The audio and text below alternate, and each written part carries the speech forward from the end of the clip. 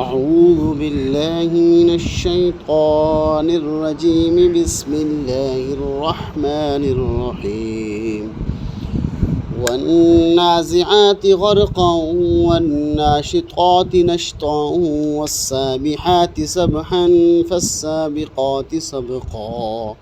فالمدبرات أمرا يوم ترجف الراجفة تتبعها الرادفة قلوب يومئذ واجفة أبصارها خاشعة يقولون أئنا لمردودون في الحافرة أئذا كنا عظاما نخرة قالوا تلك إذا كرة خاسرة فإنما هي زجرة واحدة فإذا هم بالساهرة هل أتاك حديث موسى إذ ناداه ربه بالواد المقدس طوى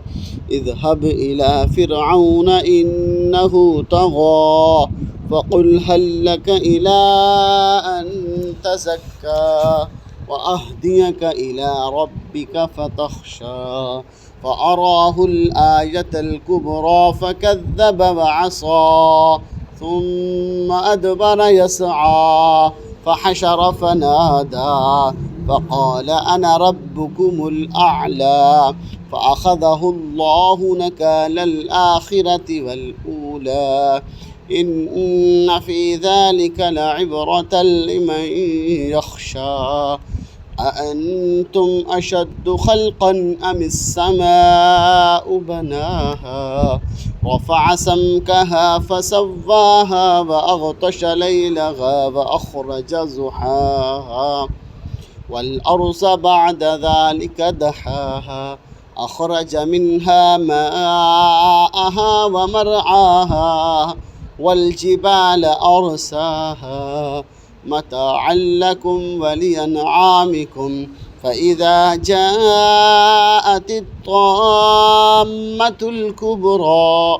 يوم يتذكر الإنسان ما سعى وبرزت الجحيم لمن يرى فأما من طغى وآثر الحياة الدنيا فإن الجحيم هي المأوى وأما من خاف مقام ربه ونهى النفس عن الهوى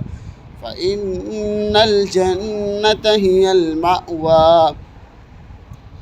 يسألونك عن الساعة أيان مرساها فيما أنت من ذكراها إلى ربك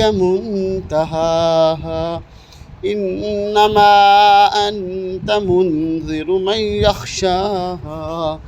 كأنهم يوم يرونها لم يلبثوا إلا عشية أو ضحاها.